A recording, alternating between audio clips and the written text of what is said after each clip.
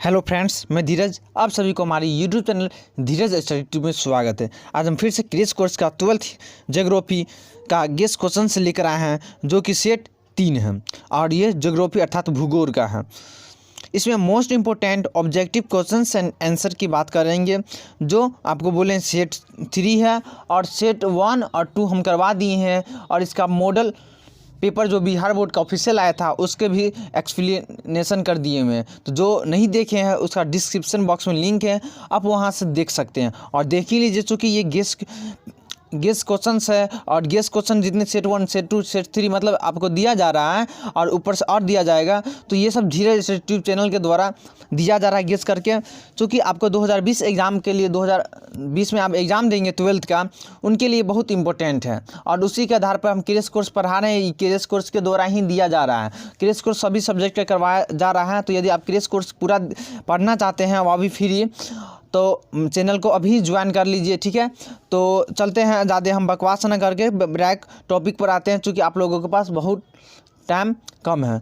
चलते हैं। प्रश्न क्या बोला हमारा, 1 मिनट। आपको एक और बात बोलूँगा कि आपको जितने भी सेट करवाते हैं उसमें हम आपको होमवर्क भी देते हैं। एक प्रश्न होमवर्क देते हैं, आपको कमेंट बॉक्स में उसका जवाब देना पड़ता है। तो सेट 2 का हम उसमें होमवर्क दिए थे, एक प्रश्न दिए थे, तो वही प्रश्न है। तो चलिए इस प्रश्न को बताते हैं। तो प्रश्न में क्या बोल रहा है कि मानव भूगोल। देखिए प्रश्न हम क्या दिए थे, सेट 2 में दिए थे, मानव भूगोल अस्थिर पृथ्वी और क्रियाशील मानव के बीच परिवर्तनशील संबंधों का अध्ययन है। बोला मानव भूगोल अस्थिर पृथ्वी मतलब अस्थिर पृथ्वी और क्रियाशील मानव के बीच परिवर्तनशील संबंधों का अध्ययन है। यह उक्ति किस विद्वान से संबंधित है? तो आप कमेंट में आप लोग कुछ फ्रेंड्स रिप्लाई दिए हुए थे। तो देखिए इसका आंसर आप पढ़े ही होंगे, ज्योग्राफी का पहला ही बुक में पढ़े थे। 12th में पहला ही चैप्टर का पहला या दूसरा चैप्टर का है। तो ये कौन था कि बोला था कि मानव भूगोल अस्थिर पृथ्वी और क्रियाशील मानव के बीच परिवर्तनशील संबंधों का अध्ययन है। तो कुमारी सी सैंपल के अनुसार बोला गया था, कुमारी सी सैंपल के अनुसार। तो कुमारी सी सैंपल ने यह परिभाषा दिया था, ठीक है। तो याद रखिएगा, परिभाषा आपको एग्जाम में पूछ दिया ही जाता है, कुमारी सी सैंपल का परिभाषा दीजिए, ऐसे भी करके आता है। तो ये भी याद रखिए और ऑब्जेक्टिव में देखिए, ऑब्जेक्टिव में भी इसको हम घुसा दिए हुए हैं, ठीक है। तो याद रख लीजिएगा। तो चलते हैं प्रश्न 1 पर। आज सेट 3 का प्रश्न संख्या 1 है। 1 में क्या बोला, संभववाद शब्द का प्रयोग सर्वप्रथम प्रयोग किसने किया था? संभववाद शब्द का सर्वप्रथम प्रयोग किसने किया था? तो कौन किया था? तो ये फेबरे है। ये फेबरे ने संभववाद शब्द का प्रयोग सबसे पहले दिया था, ठीक है। तो फेबरे याद रखिएगा, बहुत ही इंपॉर्टेंट है। जितने भी गेस क्वेश्चन करवाने हैं वो सब एग्जाम में पूछा गया है, ठीक है। तो याद रखिएगा आप लोग। चलते हैं दूसरा प्रश्न। दूसरा में क्या बोला, नव निश्चयवाद की संकल्पना किसने प्रस्तुत किया? नव निश्चयवाद की संकल्पना किसने प्रस्तुत किया? तो ये टेलर है। तो ये नव निश्चयवाद की संकल्पना प्रस्तुत किया था, ठीक है। तो याद रखिएगा। चलते तीसरा प्रश्न 3 नंबर क्या बोल रहा है, चॉकलेट में कौन सा पदार्थ उपयोग होता है? तो चॉकलेट में कौन सा पदार्थ उपयोग होता है? तो ये कोको, ठीक है। तो याद रखिएगा, कोको मिलाकर चॉकलेट बनाया जाता है। और भी पदार्थ है लेकिन ऑप्शन के अनुसार कोको होगा। तो चॉकलेट में कौन सा पदार्थ उपयोग होता है? तो कोको। चलते चौथा प्रश्न 4 नंबर क्या बोल रहा है, निम्नलिखित में कौन सा एक मानव भूगोल का उपगम नहीं है? मानव भूगोल का कौन सा उपगम नहीं है? तो ये मात्रात्मक क्रांति है, जो ये उपगम नहीं है, ठीक है। मानव भूगोल का कौन सा उपागम नहीं है? तो मात्रात्मक क्रांति। तो 4 का ऑप्शन सी होगा। चलते हैं 5 नंबर प्रश्न। 5 में क्या बोला है, निम्नलिखित में कौन सा रोपण फसल है? रोपण फसल कौन सा है? तो गेहूं, कोको, मक्का, राय। तो कौन सा रोपण फसल है? तो 5 का क्या होगा, ये कोको। ये कोको है जो रोपण फसल है, ठीक है। याद रखेगा, कोको एक रोपण फसल है, ठीक है। कोको किसको कहते हैं? तो कोको आपका चाय पत्ती है ना, उसी को जो अलग रूप होता है उसी को कोको कहते हैं। तो निम्नलिखित में कौन फसल रोपण फसल है? तो कोको। तो 5 का ऑप्शन बी होगा। 6 में क्या बोल रहा है, निम्नलिखित में कौन आंतरिक सामुद्रिक पतन है? निम्नलिखित में कौन आंतरिक सामुद्रिक पतन है? पतन बंदरगाह को कहते हैं, जहाँ पर हवाई जहाज मतलब पानी जहाज सब आता है रुकता है, बंदरगाह। जैसे स्टेशन हुआ, ट्रेन के लिए स्टेशन बना है, तो इसी तरह पतन बना है किसके लिए? बंदरगाह, जिसको कहते हैं जहाज सब आता है, पानी वाला जहाज सब, तो उसको वहाँ पर रुकने के लिए। तो निम्नलिखित में कौन सा आंतरिक सामुद्रिक पतन नहीं है? तो कौन सा पतन नहीं है? तो क्या होगा, 6 का ऑप्शन बी, ये एंथ्रेस है जो एक पतन आंतरिक सामुद्रिक पतन नहीं है। बाकी कोलकाता, मैनचेस्टर, ये सब समुद्रिक आंतरिक पतन है। चलते हैं 6 में क्या बोल रहा है, कि सर 6 बता दिए। 7 नंबर प्रश्न, 7 में क्या बोल रहा है, निम्नलिखित राज्यों में किसमें विजयनगर लौह इस्पात केंद्र अवस्थित है। निम्नलिखित राज्यों में मतलब निम्नलिखित मतलब नीचे दिए हुए लिखा हुआ राज्यों में किसमें विजयनगर लौह इस्पात केंद्र अवस्थित है। तो क्या होगा 7 का, तो 7 का ये कर्नाटक में विजयनगर लौह इस्पात केंद्र अवस्थित है। ठीक है, तो 7 का क्या होगा, 7 का ऑप्शन सी होगा। चलते 8वां नंबर प्रश्न। 8 में क्या बोल रहा है, 8 में बोल रहा है कि निम्नलिखित में कौन पूर्व मध्य रेल मंडल का मुख्यालय, पूर्व मध्य रेल मंडल का मुख्यालय कहाँ है। तो पूर्व मध्य रेल मंडल का मुख्यालय तो ये आपका हाजीपुर में। ठीक है, हाजीपुर याद रखेगा, हाजीपुर। तो निम्नलिखित में कौन पूर्व मध्य रेल मंडल का मुख्यालय, तो हाजीपुर, बहुत इंपॉर्टेंट है, पूछा गया एग्जाम में। चलते हैं 9वां नंबर प्रश्न। 9 में क्या बोला, 2011 के जनगणना के अनुसार किस राज्य का जनघनत्व सबसे अधिक है। 2011 के जनगणना के अनुसार किस राज्य का जनघनत्व सबसे अधिक है। तो क्या होगा, तो ये 9 का सी होगा, बिहार। तो 2011 के जनगणना के अनुसार किस राज्य का जनघनत्व सबसे अधिक है, तो ये ऑप्शन के अनुसार बिहार होगा। ठीक है, तो बिहार याद रखिएगा, बिहार। और ऑप्शन चेंज कर दिया जाए तो उसमें उस हिसाब से अलग आंसर होगा, लेकिन जो 4 ऑप्शन दिया, 4 को ऑप्शन के अनुसार बिहार होगा। उसका 2011 के जनगणना के अनुसार बिहार का जनघनत्व क्या था, अधिक था। चलते हैं 10वां नंबर प्रश्न। 10 में क्या बोला, एन्नोर पतन। वही एन्नोर पतन किस राज्य में अवस्थित है। तो एन्नोर पतन किस राज्य में अवस्थित है, तो ये तमिलनाडु में अवस्थित है। एन्नोर पतन कहाँ है, तो तमिलनाडु में। चलते 11वां नंबर प्रश्न। 11 में क्या बोल रहा है, 11 बोला भारत में महानगर के लिए मानक जनसंख्या, महानगर यानी कोई भी भारत में कोई भी किसी शहर को महानगर बनने के लिए उसका जनसंख्या कितना होना चाहिए। अब बात को क्वेश्चन को समझे, तो क्वेश्चन में क्या बोला है, तो ये 10 लाख से 50 लाख के बीच जनसंख्या होना चाहिए। तो ये भारत में महानगर बनने के लिए ये मानक जनसंख्या, तो याद रखिएगा, ये पूछा गया एग्जाम में। 12 नंबर प्रश्न। 12 में क्या बोला, निम्नलिखित में कौन सा पेय फसल है। निम्नलिखित में कौन सा पेय फसल है, पीने वाला। तो ये कॉफ़ी एक पेय फसल है। ठीक है, ये कॉफ़ी पेय फसल है, याद रखिएगा। क्या होगा 12 का, सॉरी चाय भी है, चाय भी पेय फसल है। चाय के ऑप्शन को नहीं देखे थे, निम्नलिखित कौन पेय फसल है, तो चाय और कॉफ़ी अर्थात दोनों होगा। चलते हैं अगले प्रश्न। 13 नंबर प्रश्न बोल रहा है, क्या बोला 13 नंबर प्रश्न, जो धारावी मलिन बस्ती किस नगर में अवस्थित है। धारावी मलिन बस्ती किस नगर में अवस्थित है। तो धारावी मलिन बस्ती कहाँ अवस्थित है, तो ये मुंबई में अवस्थित है, मुंबई के तट पर। तो धारावी मलिन बस्ती कहाँ स्थित है, कौन सा नगर में, तो मुंबई नगर में। 14 नंबर प्रश्न में 14 में क्या बोला, निम्नलिखित में कौन सा तृतीय क्रियाकलाप है। तृतीय क्रियाकलाप मतलब व्यापार करना, ये व्यापार करना एक तृतीय क्रियाकलाप ऑप्शन के अनुसार। तो ये प्रश्न एक ही प्रश्न को बार बार पूछा जा रहा है, तो आपको ध्यान है कि एक ही प्रश्न बार बार पूछा जा रहा है तो कितना इंपॉर्टेंट है, तो बहुत ज़्यादा इंपॉर्टेंट है। यही प्रश्न आपको पूछा जाता है बार बार। तो निम्नलिखित में कौन सा एक तृतीय क्रियाकलाप है, तो 14 का ऑप्शन सी होगा, व्यापार। चलते हैं 15 प्रश्न। 15 में क्या बोल रहा है, पशुधन की कृषि कहलाती है। पशुधन की कृषि क्या कहलाती है, तो पशुधन की कृषि क्या कहलाती है, तो ये मिश्रित कृषि कहलाती है। पशुधन की कृषि एक मिश्रित कृषि है। ठीक है, तो 15 का ऑप्शन सी होगा। 16 नंबर प्रश्न क्या बोला, 16 का संयुक्त अरब अमीरात में निम्न लिंग अनुपात का कारण क्या है। संयुक्त अरब अमीरात में निम्न लिंग अनुपात का क्या कारण है, तो क्या होगा 16 का, तो 16 का आपको हाँ ये होगा ऑप्शन सी होगा, स्त्रियों की निम्न जन्म दर। स्त्रियों की निम्न जन्म दर कहलाता है क्या, जो संयुक्त अरब अमीरात में लिंग अनुपात का कारण स्त्रियों के निम्न जन्म दर होगा। चलते अगला प्रश्न में क्या बोल रहा है, 17 में क्या बोल रहा है, निम्नलिखित में कौन विकास का सर्वोत्तम वर्णन करता है। निम्नलिखित में कौन विकास का सर्वोत्तम वर्णन करता है, तो 17 का क्या होगा, ये बी, गुण में धनात्मक परिवर्तन जो विकास का सर्वोत्तम वर्णन करता है। अगले प्रश्न पर चले आए। अगले प्रश्न में क्या बोल रहा है,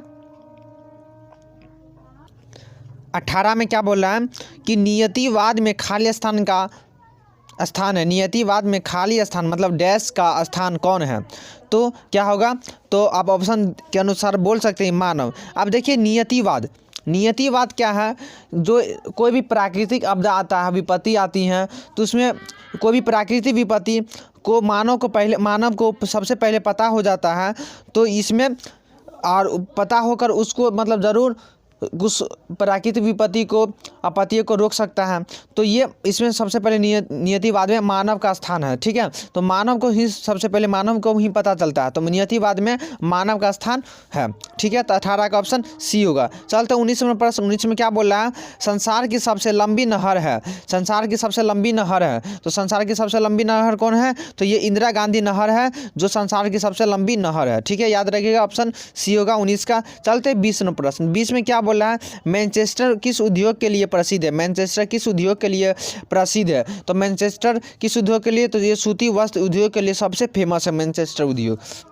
तो चलते 21 में प्रश्न। 21 में क्या बोला, भारत में पुरुष प्रवास का मुख्य कारण क्या है, भारत में पुरुष प्रवास का मुख्य कारण क्या है। तो देखिए भारत में ये रोजगार करने के लिए पुरुष का ज़्यादा क्या होता है, प्रवास, एक जगह से दूसरे जगह जाना पुरुष प्रवास का काम करने के लिए जाता है, जैसे विदेशों में जाता है, जैसे अपना बिहार राज्य में है तो बिहार से दिल्ली, मुंबई, कोलकाता सब जगह जाता है काम करने के लिए। तो भारत में पुरुष प्रवास का मुख्य कारण क्या है, तो रोजगार, ठीक है। रोजगार करने के उद्देश्य से पुरुष प्रवास होता है। चलते हैं 22 नंबर प्रश्न। 22 में क्या बोल रहा है, भारत में निम्न में से किस राज्य में सर्वाधिक संख्या में प्रवासी आते हैं, भारत में निम्नलिखित में से किस राज्य में सर्वाधिक संख्या में प्रवासी आते हैं। तो ये प्रवासी कौन सा राज्य बोला, भारत में किस राज्य में सर्वाधिक संख्या में प्रवासी, कौन सा राज्य ऐसा है जहां प्रवासी सबसे अधिक आता है। तो ये महाराष्ट्र में सबसे ज़्यादा आदमी जाता है काम करने के लिए, रोजगार के लिए महाराष्ट्र में जाता है। तो ऑप्शन 22 का सी होगा। चलते हैं 23 नंबर प्रश्न। 23 में क्या बोला, विश्व व्यापार संगठन WTO वर्ल्ड ट्रेड ऑर्गेनाइजेशन, ठीक है। विश्व व्यापार संगठन अर्थात वर्ल्ड ट्रेड ऑर्गेनाइजेशन का मुख्यालय कहाँ है। वर्ल्ड ट्रेड ऑर्गेनाइजेशन में क्या होता है, जो पूरा दुनिया इससे मिलजुल कर काम करती है, और इसका WTO का स्थापना 1995 ईस्वी में हुआ था। तो विश्व व्यापार संगठन में इसका मुख्यालय कहाँ अवस्थित है, तो ये जेनेवा में अवस्थित है, ठीक है। तो याद रखेगा 23 का क्या होगा, ऑप्शन डी हो। विश्व व्यापार संगठन अर्थात वर्ल्ड ट्रेड ऑर्गेनाइजेशन का मुख्यालय कहाँ स्थित है, तो 23 का क्या होगा, ऑप्शन डी। याद रखेगा ऑप्शन डी होगा। चलते हैं 24 प्रश्न। 24 में क्या बोला, जनसंख्या परिवर्तन के 3 मुख्य घटक जन्म, मृत्यु और क्या है, प्रवास। क्या है, जन्म, मृत्यु और प्रवास जनसंख्या परिवर्तन के मुख्य घटक है। ये 2 नंबर के प्रश्न में भी आता है और इसको ऑब्जेक्टिव में भी डाला गया है, अर्थात डाल दिए हैं। तो जनसंख्या परिवर्तन के 3 मुख्य घटक है, जन्म, मृत्यु और क्या होगा 24 का ए ऑप्शन प्रवास। चलते हैं अगला प्रश्न। अगला में क्या बोला, 25 नंबर प्रश्न में क्या बोला है, मानव विकास की अवधारणा की निम्नलिखित में किस विद्वान ने की देन है। मानव विकास की अवधारणा निम्नलिखित में किस विद्वान की देन है। तो किसका मानव विकास अवधारणा की देन है, तो किसका देन है ये, तो क्या ये प्रोफेसर अमर्त्य सेन की देन है, ठीक है। याद रखेगा प्रोफेसर अमर्त्य सेन की देन है मानव विकास की अवधारणा। याद रखेगा ऑप्शन बी होगा 25 का। चलते अगला प्रश्न। अगला में क्या बोला, 26 में क्या बोला, भारत में महिला का साक्षरता प्रतिशत क्या, साक्षरता मतलब अधिक पढ़े लिखे। तो भारत में पूरा मतलब अपना इंडिया देश में भारत में महिला कितने प्रतिशत तक पढ़े लिखे हैं, साक्षरता कितने तक साक्षरता है। तो क्या होगा, भारत में महिला का साक्षरता प्रतिशत कितना है, तो क्या होगा 26 का ये ऑप्शन डी होगा 54.16 54.16% हम बोल सकते हैं, ठीक है। तो 26 का ऑप्शन डी होगा। 27 में क्या बोल रहा है, धरती की तीव्रता खाली स्थान में मापी जाती है, जैसे भूकंप आता है तो धरती की तीव्रता मापने की कौन सा है, तो ये डेसिबल, क्या डेसिबल के कारण धरती की तीव्रता हम मापते हैं। तो क्या होगा 27 का ऑप्शन ए। चलते हैं 28 में क्या बोल रहा है, जनांकीय संक्रमण की खालिस्तान की अवस्था है। जनांकीय संक्रमण की कितने अवस्थाएं हैं, तो जनांकीय संक्रमण की कितने अवस्थाएं हैं, तो ये 3 जनांकीय संक्रमण की 3 अवस्थाएं होती हैं। तो 29 में क्या बोला, ट्रक फार्मिंग के लिए खालिस्तान विश्व प्रसिद्ध है। ट्रक फार्मिंग के लिए खालिस्तान विश्व प्रसिद्ध है। तो ट्रक फार्मिंग के लिए क्या प्रसिद्ध है, तो ये फ्लोरिडा है जो ट्रक फार्मिंग के लिए प्रसिद्ध है विश्व में। चलते 30 में क्या बोला, ब्राज़ील में कॉफ़ी बागान को क्या कहा जाता है। ब्राज़ील में कॉफ़ी बागान को खालिस्तान कहा जाता है। तो क्या कहा जाता है ब्राज़ील में कॉफ़ी बागान को, तो क्या होगा 30 का ये फेजेंडा कहा जाता है, ठीक है। तो ब्राज़ील में कॉफ़ी बागान को फेजेंडा कहते हैं। तो यहाँ आप अगले प्रश्न पर आ गए। अगले प्रश्न में क्या बोल रहे हैं, जो 1992 से 1997 तक भारत में खालिस्तान पंचवर्षीय योजना का कार्यकाल था। तो 1992 से 1997 तक मतलब कि ये आपको सातवीं जो पंचगणना हुआ था, अर्थात क्या है 31 का, नहीं सातवीं 8वीं होगा, सॉरी क्या होगा 31 का 8वीं, ऑप्शन सी होगा। 1992 से 1997 तक भारत में 8वीं पंचवर्षीय योजना का कार्यकाल था। ठीक है, तो 31 का क्या होगा, तो 31 का ऑप्शन सी होगा। चलते हैं 32 नंबर प्रश्न। 32 नंबर प्रश्न आने से पहले आपको बोलूँगा, यदि आप इसका PDF लेना चाहते हैं और सभी सब्जेक्ट का PDF लेना चाहते हैं तो आप हमें व्हाट्सएप पर मैसेज कर सकते हैं। व्हाट्सएप में कहाँ से मैसेज कीजिएगा, तो लिंक में दिया हुआ व्हाट्सएप ग्रुप, और वहाँ पर जाइए और वहाँ से ज्वाइन हो जाइए व्हाट्सएप ग्रुप में, और जितने भी सब्जेक्ट पढ़ाए हैं सभी सब्जेक्ट का डिस्क्रिप्शन बॉक्स में लिंक है, आप वहाँ से सभी सब्जेक्ट पढ़ सकते हैं अपने सब्जेक्ट वाइज। और एक बात और कहना चाहूँगा, देखिए हमारे वीडियो में आवाज़ आता रहता है कुछ घर का, तो देखिए घर मतलब घर के आसपास होता है जो आदमी सब है, और वो ज़्यादा कोई एजुकेटेड अनएजुकेटेड है, गवाही जिसको गंवार कहते हैं, जाहिर गंवार है, वही सब लोग हैं। तो मतलब इन्हीं लोगों का मतलब आवाज़ आता रहता है, आप वीडियो रिकॉर्ड नहीं कर पाता हूँ तो बहुत प्रॉब्लम होता है रिकॉर्ड करने में, लेकिन आप लोग उस आवाज़ को नज़रअंदाज कर दीजिएगा। कोई कमेंट करके भी बताते रहते सर आपके आवाज़ के मतलब वीडियो में और किसी का आवाज़ आता रहता है। ठीक है, तो आप लोगों को बता दिए मेन प्रॉब्लम क्या है। तो चलते हैं 32वां प्रश्न। 32 में क्या बोला, दामोदर घाटी क्षेत्र में खाली स्थान उत्पादन के लिए प्रसिद्ध है। तो क्या होगा, ये कोयला, दामोदर घाटी क्षेत्र कोयला उत्पादन के लिए प्रसिद्ध है। चलते हैं 33 में क्या बोला, निम्नलिखित में कौन इथोपिया की राजधानी कौन है, तो ये अदिस अबाबा है, जो अदिस अबाबा इथोपिया की राजधानी का प्रश्न आया है, एग्जाम में आया हुआ है। 34 में क्या बोला, निम्नलिखित में कौन सा सांस्कृतिक नगर है, सांस्कृतिक नगर कौन सा है, तो सांस्कृतिक नगर कौन सा है, तो ये जेरूसलम एक सांस्कृतिक नगर है। 34 का ऑप्शन ए होगा।